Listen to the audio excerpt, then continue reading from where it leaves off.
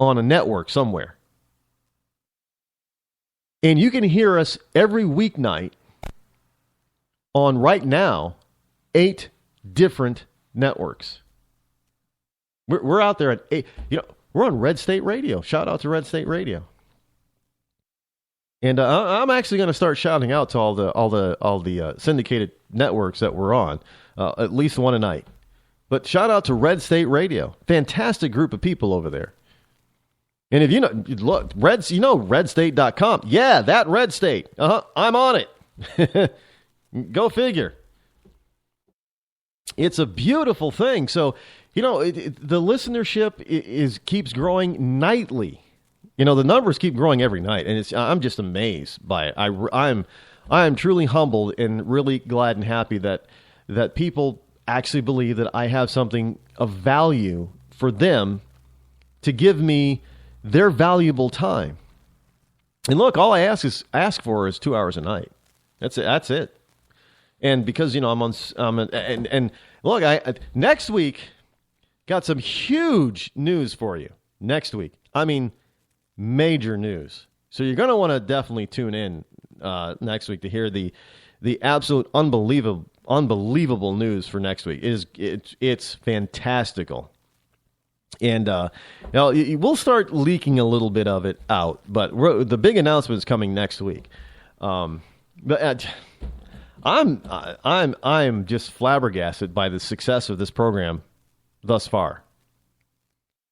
And I know that we're going to go a lot farther, and it's only because of you, the listener.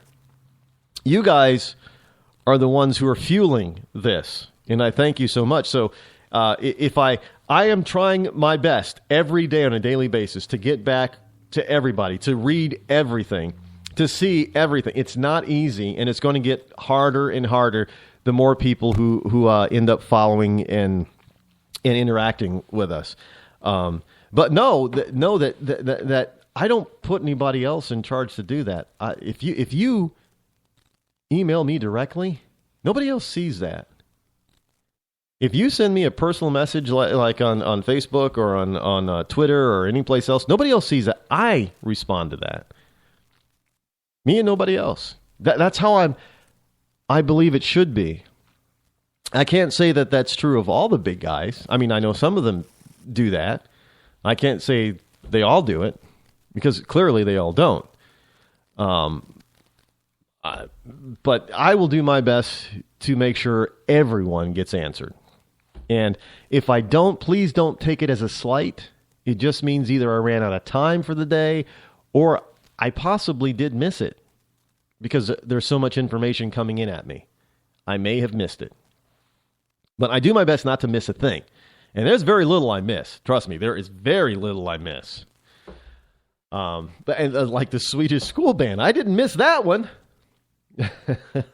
The Swedish school flag. Look, it's coming to the United States. Whatever the leftists in Europe do, the leftists here look at and they salivate and they wish and they're like, oh, I wish we could do that. And then they go about trying to do it. We got a bunch of copycats here on the left in this country. They want to copy all the failed stuff that's going on and has happened over in Europe and in other dictator type countries. And so they want to follow that. They want to follow that stuff. Well, see, here in the U.S., there's a group of people, they call them conservatives and constitutionalists. We want to lead the world and show them how freedom is done and how freedom works and how good it would be if their dictators would loosen the ropes around the necks of their own people and let them be free. Because when freedom starts to creep in and freedom starts to grow in a country, the economics of that country is going to explode. Hello, India and China. When the Chi-Coms, the Red Chinese, decided that they wanted to join the modern world, they decided to let in a little bit of capitalist freedom in their country. And if they, they've gone from, third world country to number 2 or number 1 as far as world economy is concerned in less than a generation. Think about it. In less than 25 years, they went from somewhere at the bottom to the top. Seriously. And they didn't do it by government-controlled communist type of economics. Oh, no, it was limited at first. But then they said, you know what, this stuff is kind of working. People are making money, and we're making money. The government's making money, and we're able to build all our military stuff. So, hell, let's keep the money flowing. Let's implement, Chinese-style capitalism. And all of a sudden, they started getting Chinese millionaires and Chinese billionaires. And then they absorbed Hong Kong. And then everything just took off. Everything took off.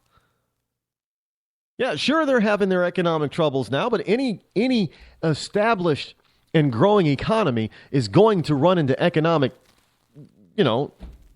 hurdles, and they're going to have road bumps along the way. It's not always going to be, roses and straight up growth. They're going to have bumps that we do.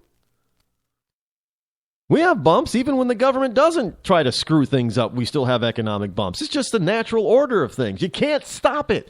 There is no such thing as utopia. You're not going to have an even keel economy for all time. It just isn't. That's not the natural order of things. A number of things just come into play. People, for one. Mother Nature, for two. Who knows what Mother Nature is going to throw at you? All that kind of stuff, it gets tossed in the mix.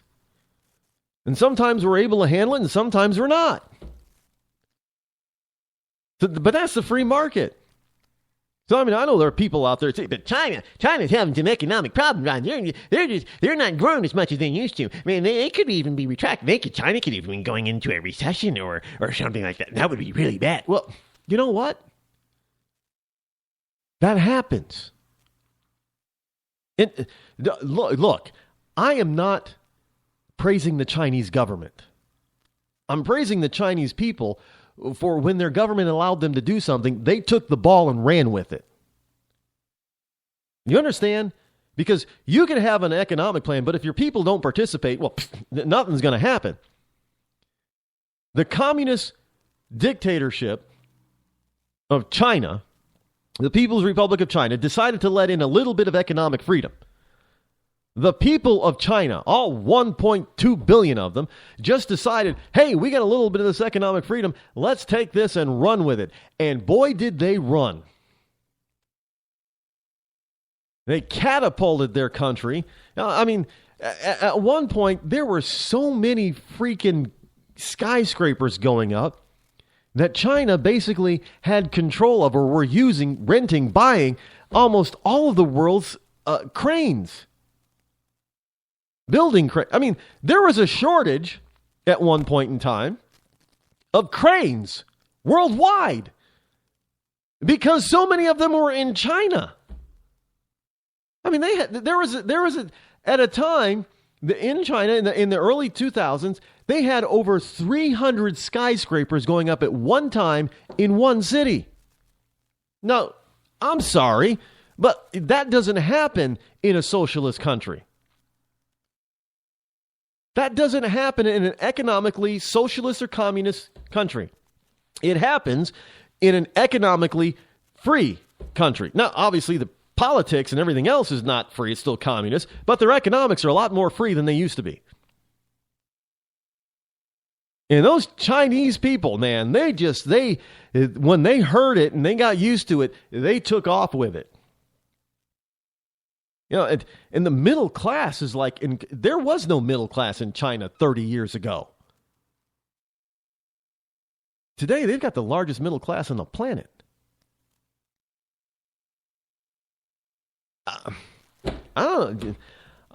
Look, if they can do it, it was only a matter of time, folks. It was really, I don't care. I know American pride. I have American pride up the wazoo.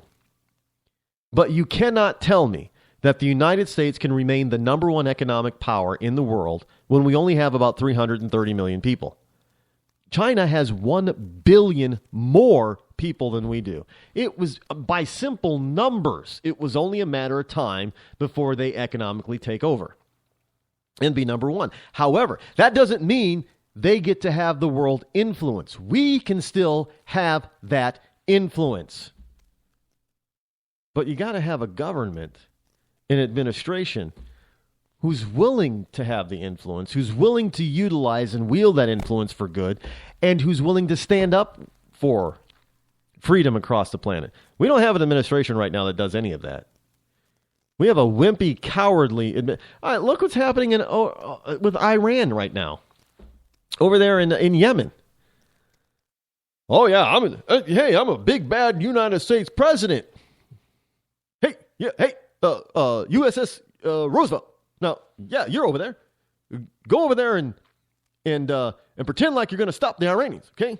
Because they're going to see you, and they're going to turn around. Well, they obviously saw the aircraft carrier Roosevelt, laughed at it because they knew who the president was, and kept on going. Now, folks, that's pretty much it.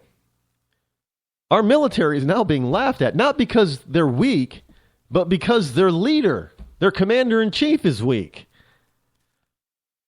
They can't do anything without his okay. Our military cannot do anything, can't fire a shot unless it's self-defense. They can't fire a shot in anger without the president's okay. They can't defend another nation unless the president gives the okay. Hell, even when they're attacked, we have these stupid rules of engagement that limits our military response. If our military gets attacked, depending on that type of attack, they may not be able to go full-on, full frontal, full metal jacket bonzo on the enemy. They may have to hold back. No, it doesn't meet this it doesn't meet this level of aggression, so we have to act and react in kind. It's called a measured response. No, BS with a measured response. If I'm the president, somebody attacks my fellow Americans, I'm opening up a whole can of whoop ass on them. I'm not going to give them a measured response. I'm not going to nuke them, but you can better believe I'm going to bring the full force and full frontal of the U.S. military down on them, so they will never, ever even think about trying that kind of stuff again. I will decimate them. I would just tell our military, fire at will. Instead of, no. I know this ship has 5 guns, but only use 1. Okay, just fire with 1. No. Hey, you got 5 guns? Hey, can somebody put a 6th gun in this ship right now? Because I want them all to be firing. That's how I say you respond. You don't have a measured response. And that's socialist wimpy man. We want everybody to like us, and if we go overboard, everybody's going to hate us. Nope, they hate us anyway. We're crying out loud. Grow up. I mean, we're flying the flag of the United States of America here on our ships. That's got to mean something. It's got to stand for something. We can't have a bunch of wimpy, mamby-pamby people in charge of our military or our government, period. We cannot go another 4 years of this liberal shame of America type of government. We cannot do it. I don't know. Obviously, we the people don't want that kind of stuff. But we just can't. We can't do it. I mean, it's not. No. We just can't do it. I don't know why we even think we can put up with it. I know why our military brass do it, because they're honor bound and legally bound to follow the orders of the Commander-in-Chief, the President of the United States. So we the people are responsible for putting our military brass in such a poor position. where they cannot, hey, our men and women can't defend themselves properly. Whose fault is that? Militaries? No, it's the electorate who elected the wimpy, mamby-pamby idiot